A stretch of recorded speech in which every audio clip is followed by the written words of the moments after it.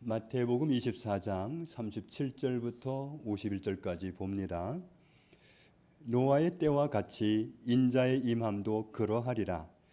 홍수 전에 노아가 방주에 들어가던 날까지 사람들이 먹고 마시고 장가들고 시집가고 있으면서 홍수가 나서 그들을 다 멸하기까지 깨닫지 못하였으니 인자의 임함도 이와 같으리라. 그때에 두 사람이 밭에 있음에 한 사람은 데려가고 한 사람은 버려둠을 당할 것이요, 두 여자가 맷돌질을 하고 있음에 한 사람은 데려가고 한 사람은 버려둠을 당할 것이니라. 그러므로 깨어 있으라. 어느 날에 너희 주가 임할는지 너희가 알지 못함이니라. 너희도 아는 바니 만일 집주인이 도둑이 어느 시각에 올 줄을 알았더라면 깨어 있어 그 집을 뚫지 못하게 하였으리라. 이러므로 너희도 준비하고 있으라. 생각하지 않은 때에 인자가 오리라. 충성되고 지혜 있는 종이 되어 주인에게 그 집 사람들을 맡아 때를 따라 양식을 나눠줄 자가 누구냐? 주인이 올 때에 그 종이 이렇게 하는 것을 보면 그 종이 복이 있으리로다. 내가 진실로 너희에게 이르노니 주인이 그의 모든 소유를 그에게 맡기리라. 만일 그 악한 종이 마음에 생각하기를 주인이 더디 오리라 하여 동료들을 때리며 술 친구들과 더불어 먹고 마시게 되면 생각하지 않은 날 알지 못하는 시각에 그 종의 주인이 이르러 엄히 때리고 외식하는 자가 받는 벌에 처하리니 거기서 슬피 울며 이를 갈리라. 아멘. 3절 말씀을 보면 예수님과 제자들이 감람산에 있을 때 제자들이 예수님께 조용히 질문을 합니다. 뭐라고 질문을 하냐면 주님이 다시 오실 때, 다른 말로 세상 끝이 오게 되면 그럴 때에 무슨 징조가 있겠습니까? 라고 여쭈었습니다. 마태복음 24장 25장은 주님이 다시 오시고 세상이 끝나고 그날을 대비하기 위해서 어떻게 해야 될지를 이 방법 저 방법 예를 들어가면서 잘 알아들으라고 다양하게 표현한 말씀이 나와 있습니다. 마태복음 24장 25장에서 말씀하고자 했던 핵심이 되는 말씀이 오늘 본문 가운데 있는데, 마태복음 24장 44절을 보면 같이 읽겠습니다. 이러므로 너희도 준비하고 있으라. 생각하지 않은 때에 인자가 오리라. 주님이 우리를 데려가시기 위해서 다시 오시는데 그 주님을 맞이하기 위해서 준비하고 있으라. 준비를 안 하고 있으면 내가 미처 생각하지 못하면 준비를 못 하잖아요. 그런 상태로 준비가 안 된 상태로 주님을 맞이하면 매우 곤란하니까 준비하고 있으라 당부하셨습니다.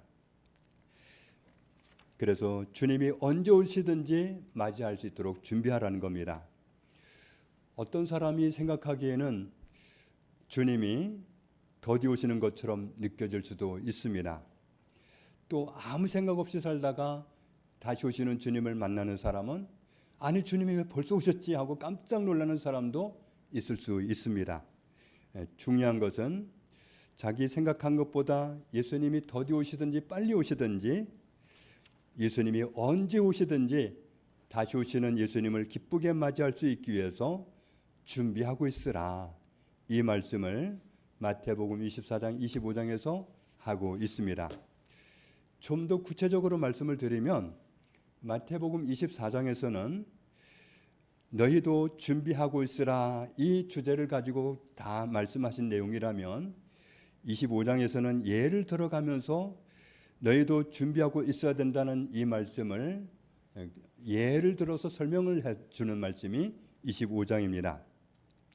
마태복음 25장 1절부터 4절에 있는 말씀을 보면 유대인 결혼식 예를 들으셨는데, 유대인 결혼식은 밤중에 치러지잖아요. 그런데 밤중에 오니까 옛날에는 전기 불이 있는 것도 아니고 어떤 좋은 불이 있는 게 아니기 때문에 기름으로 불을 붙인 등이 필요했습니다. 그래서 신랑이 올 때가 되면 신랑을 맞이하기 위해서 처녀들이 등불을 들고 나가서 신랑을 맞이하는 그런 문화를 가지고 있습니다. 그런데 10처녀가 그날 신랑을 맞이하기 위해서 나왔는데 5처녀는 등만 달랑 들고 왔고 다른 5명의 처녀는 등과 기름을 함께 준비해 가지고 왔습니다. 신랑은 그날 밤에 아무 때나 오면 됩니다. 처녀 5명은 그날은 신랑이 빨리 올 거라고 생각을 하고 등만 들고 온 겁니다. 그런데 나머지 처녀 5명은 신랑이 더디 와도 아무 문제가 되지 않도록 등과 여분의 기름통을 함께 가지고 왔습니다. 그런데 그날 신랑은 늦게 오고 말았습니다. 등만 가지고 왔던 처녀는 신랑을 맞이하러 나갈 수가 없었고 등과 기름을 함께 준비한 처녀는 신랑을 맞이하러 나갈 수 있었습니다. 예수님이 왜 이 결혼식 예를 들어서 말씀을 하셨느냐? 예수님이 오시는 것도 각자의 추측과 예상과 다를 수 있다는 것을 알려주시는 겁니다. 그래서 13절 말씀에 그런즉 깨어있으라 너희는 그날과 그때를 알지 못하느니라. 괜히 아는 척하고 준비를 안 해갖고 있지 말고 언제 오셔도 주님을 맞이할 수 있도록 항상 준비되어 있는 그런 삶을 살아가라고 하시는 겁니다. 이 말씀의 핵심은 내 생각보다 일찍 오셔도 문제가 안 되고 내 생각보다 늦게 오셔도 문제가 안 되도록 언제 오시든지 주님을 맞이할 수 있는 준비가 되어 있는 상태로 그렇게 살라고 하시는 말씀입니다. 14절 15절을 보면 여기에는 어떤 주인이 어느 날 자기 종들을 불러서 자기 소유를 맡깁니다. 한 사람에게는 금 5달란트를 맡기고 또 한 사람에게는 2달란트를 맡기고 마지막 한 사람에게는 1달란트를 맡겼습니다. 종들의 재능을 따라서 다르게 맡겼다고 표현하고 있습니다. 1달란트 받은 사람의 1달란트는 그 돈이 말이 하나지 적은 금액이 아니라는 것을 전에도 말씀드렸습니다. 금 1달란트는 노동자 한 사람이 20년 노동해가지고 한 푼도 쓰지 않고 모아야 될 수 있는 돈이 1달란트이기 때문에 1달란트는 절대로 적은 돈이 아닙니다. 5달란트 받은 사람, 2달란트 받은 사람, 이 사람들은 주인이 맡긴 재산을 활용해서 2배로 늘렸습니다. 그런데 1달란트 받은 종은 자기가 받은 1달란트가 적다고 여겼습니다. 그래서 우습게 여겼습니다. 19절을 보면 많은 날들이 지나고 주인이 돌아와서 결산을 하기 위해 종들을 부릅니다. 주인이 맡긴 재산을 2배로 늘려놓았던 두 사람은 칭찬을 받았습니다. 24절 25절을 보면 1달란트 받았던 종은 말합니다. 주인님은 재산 늘리는데 탁월한 능력이 있는 분입니다. 주인님은 돈을 헛되이 낭비하는 분도 아니고 기이한 방법으로 돈을 모으는 분입니다. 돈 버는 재주도 없는 제가 주인께 손해나 끼치지 말아야겠다는 생각이 들어서 1달란트를 묻어두었다가 그대로 가지고 왔습니다. 이렇게 얘기를 합니다. 26절, 27절을 보면 주인이 그 종을 야단을 쳤습니다.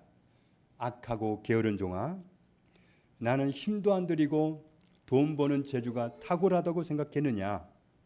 그랬으면 내 돈을 돈놀이하는 사람에게 맡겨서라도 원금과 이자라도 가지고 왔어야지. 1달란트 받았던 종이 잘못한 것은 종으로서 주인을 잘 섬겨야 되고 주인을 기쁘게 해드려야 되는 위치에 있는 자기 신분을 망각했습니다. 주인이 돌아왔을 때 그 주인을 내가 어떤 낯으로 뵐까, 이걸 대비를 안 한 겁니다.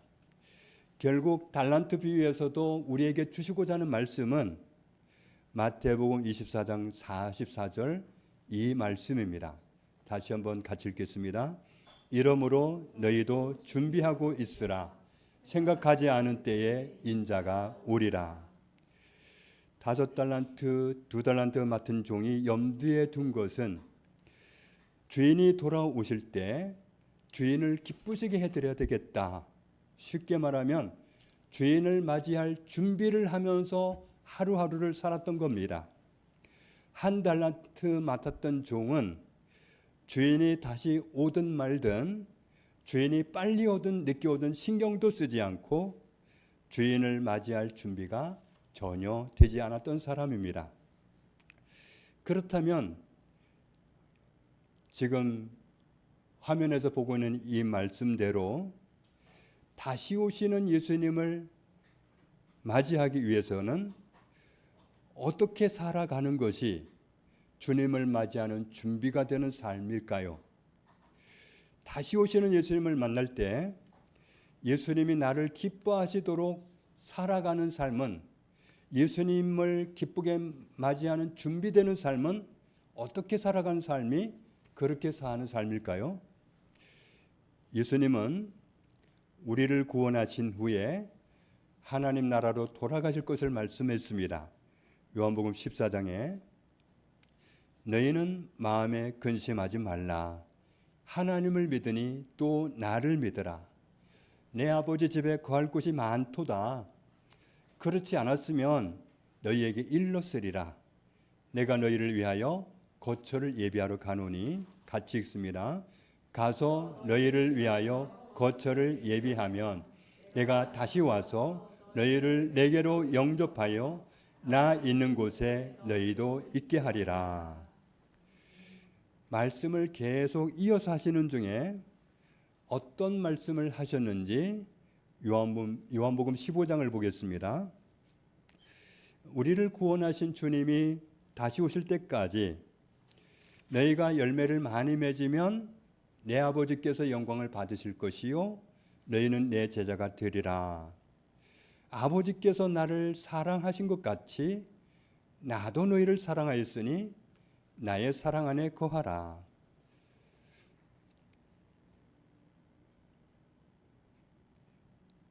내가 아버지의 계명을 지켜 그의 사랑 안에 거하는 것 같이 너희도 내 계명을 지키면 내 사랑 안에 거하리라.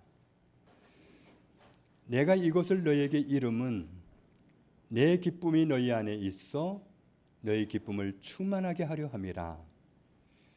그 다음 절 같이 읽겠습니다. 내 계명은 곧 내가 너희를 사랑한 것 같이 너희도 서로 사랑하라 하는 이것이니라.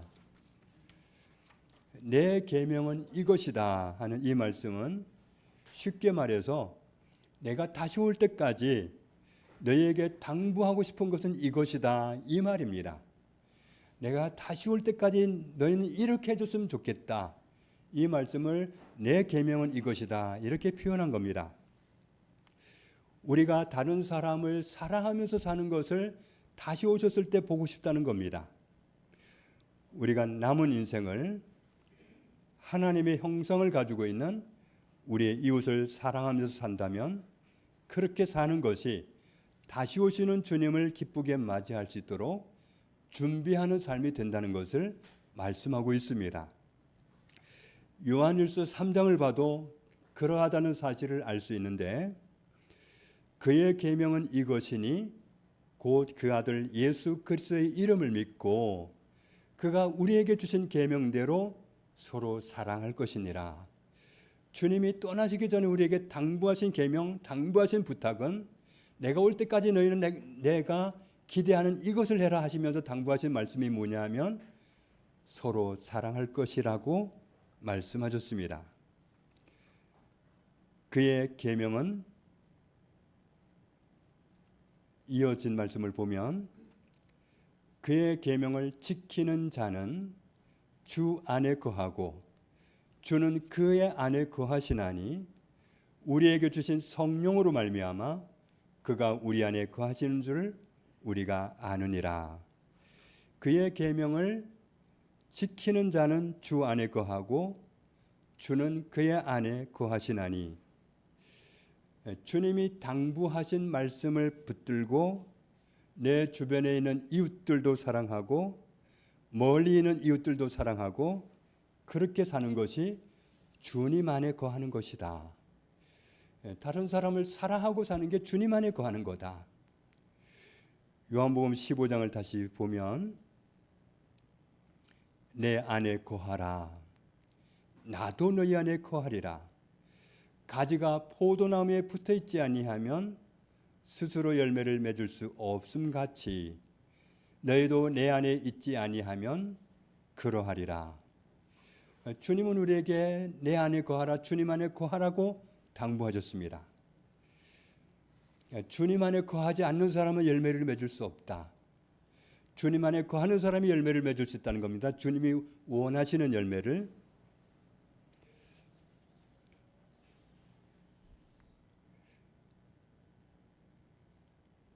나는 포도나무요 너희는 가지라.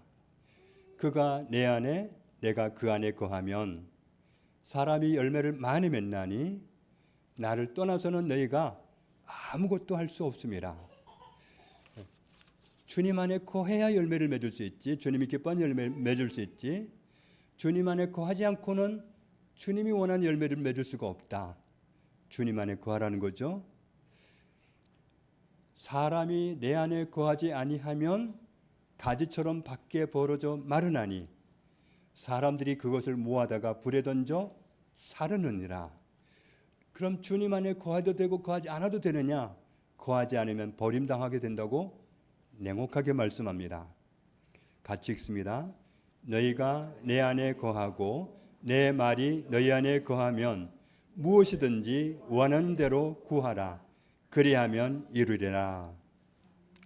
예수님 안에 거하는 삶을 살지 않으면 버림받게 된다고. 예수님 안에 거하면 하나님을 기쁘시게 하면서 은혜 입은 삶을 살게 된다고 말씀하고 있는 겁니다. 로마서 13장을 보겠습니다. 피차 사랑의 빛 외에는 아무에게든지 아무 빛도 지지 말라. 내가 다른 사람에게 사랑받은 것밖에 없고 그런 빛 말고 다른 빛은 지지 말라. 남을 사랑하는 자는 율법을 다 이루었느니라. 성경에 율법이 많다고 생각할 수 있는데 결국은 율법의 핵심은 이거라는 거예요. 사랑하는 거. 다른 사람을 사랑하는 것이 율법의 내용이라는 거예요. 남을 사랑하는 사람은 율법을 다 지킨 거다. 그래서 간음하지 말라, 살인하지 말라, 도둑질하지 말라, 탐내지 말라 한 것과 그 외에 다른 계명이 있을지라도 내 이웃을 내 자신과 같이 사랑하라 하신 그 말씀 가운데 다 들었느니라. 같이 읽습니다. 사랑은 이웃에게 악을 행하지 아니하나니 그러므로 사랑은 율법의 완성이니라. 아멘. 사랑은 이웃에게 악을 행하지 않는 것이다. 사랑하는 것은 율법의 완성이다. 이웃 사람을 사랑하면 율법을 다 지킨 겁니다. 사랑하면 좋은데 어떤 사람은 까닭없이 나를 싫어하고 미워하고 나를 힘들게 하는 사람도 때로는 있습니다. 그런데 주님은 그런 사람도 사랑하라고 당부하십니다.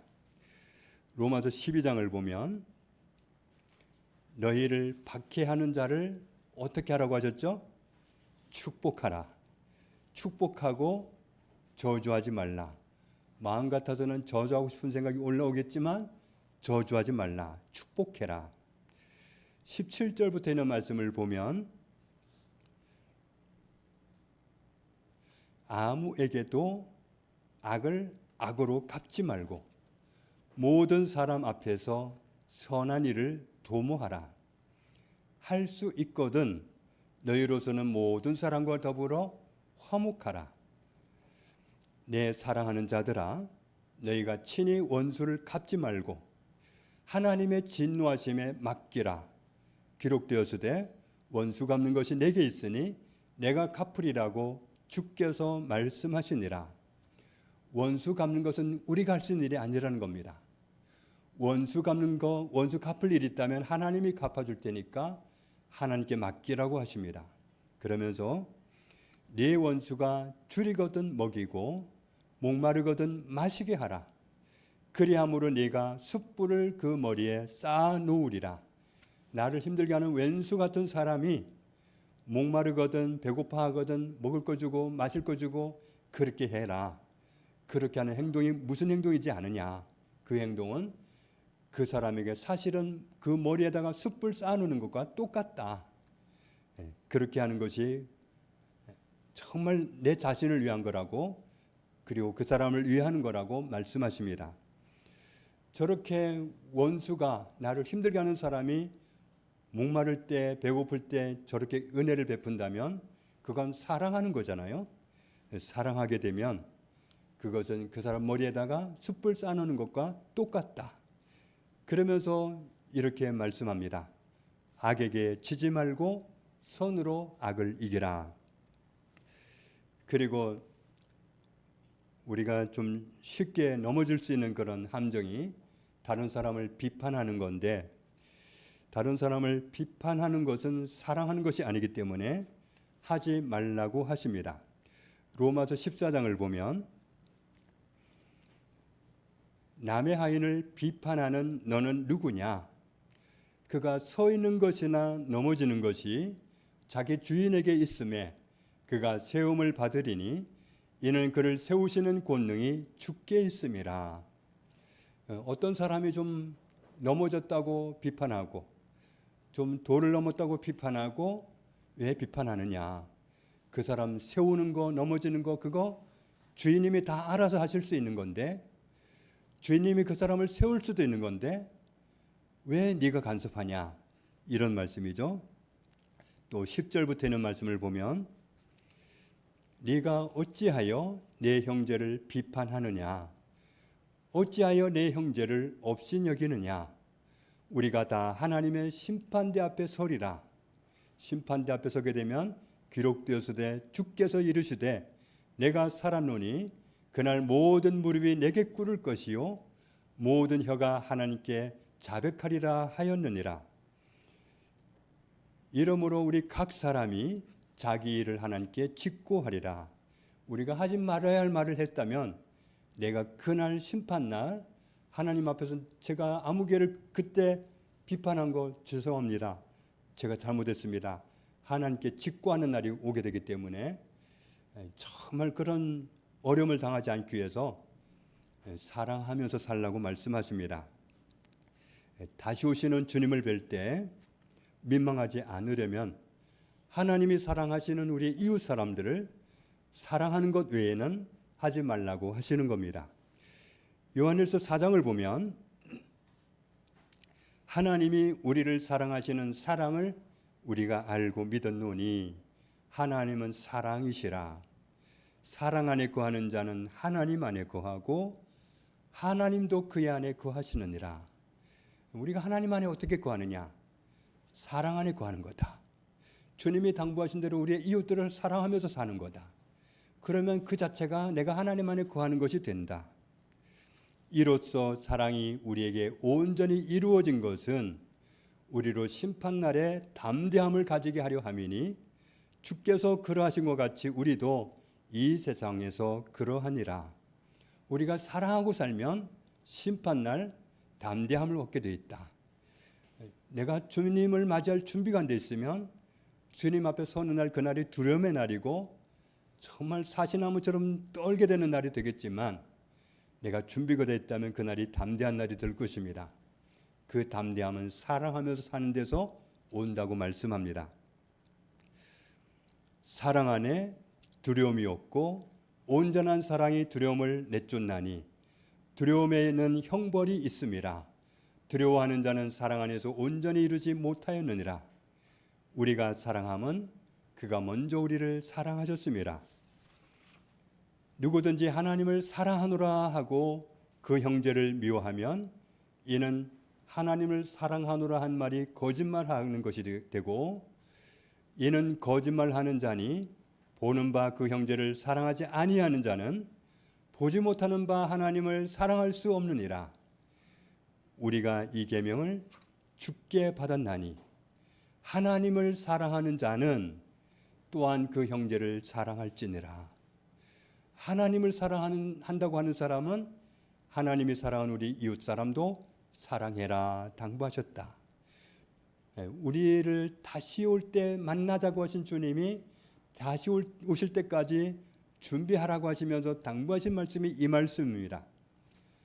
형제를 사랑해라, 이웃을 사랑해라 하시는 겁니다. 우리를 구원해 주시고 우리에게 임재하셔서 우리가 하나님의 나라가 되게 하신 주님이 하나님 나라에 우리가 있을 곳을 준비하러 가시면서 주님이 다시 오실 때까지 이렇게 살아다오 당부하신 말씀이 바로 계명입니다.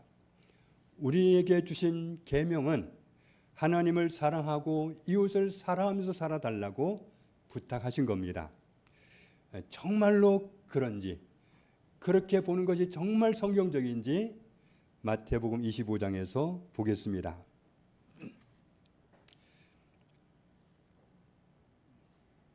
주님이 다시 오시면 사람들을 양편으로 갈라놓겠다고 말씀합니다.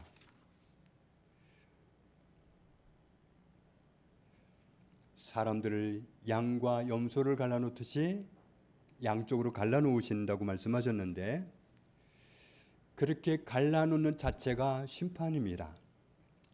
34절을 보면 오른편 사람들을 향해서 하나님께 복받을 사람들이라고 하시면서 창세로부터 하나님께서 너희를 위해서 준비하신 하나님의 나라를 상속받으라고 하십니다. 그리고 그들에게 하신 말씀을 우리가 기억하고 있죠. 너희는 내가 배고플 때 먹을 것을 주었다. 내가 목마를 때 너희는 나를 마시게 했다. 내가 나그네 되었을 땐 너희가 나를 영접해 줬다. 내가 헐벗었을 때 너희는 옷을 갖다 입혀 줬다. 내가 병들었을 때 너희는 나를 돌봐 줬다. 내가 감옥에 갇혔을 때 너희가 와서 나를 봤지. 이렇게 말씀하신다는 거죠. 그 말을 듣고 있던 사람들이 우리는 그런 기억이 없는데요. 우리가 언제 그렇게 했죠? 이렇게 묻게 된다고 말씀합니다. 40절 말씀 같이 읽겠습니다. 임금이 대답하여 이르시되 내가 진실로 너희에게 이르노니 너희가 여기 내 형제 중에 지극히 작은 자 하나에게 한 것이 곧 내게 한 것이니라 하시고, 우리가 이웃 사람을 사랑하는 것이 하나님을 사랑한 것, 예수님을 사랑한 겁니다. 집에 있는 남편을 왼수라고 선을 잘못 긋지 말고 사랑하는 것이 하나님을 사랑하는 겁니다. 사랑하기 어려운 이웃 사람은 우리가 그 사람을 사랑해 내므로써 나를 하나님의 나라에 들어갈 수 있도록 도와주기 위해서 온 천사와 같은 사람입니다. 정말 사랑하기 어려운 사람을 사랑하는 거 힘들잖아요. 그런데 그걸 극복했을 때 나를 하나님 나라로 인도하는 역할을 하게 되는 거죠. 41절을 보면 다시 오신 주님이 왼편에 있는 사람들에게 책망을 하시고 마귀를 위해서 준비된 영원한 불로 들어가라고 선포하십니다.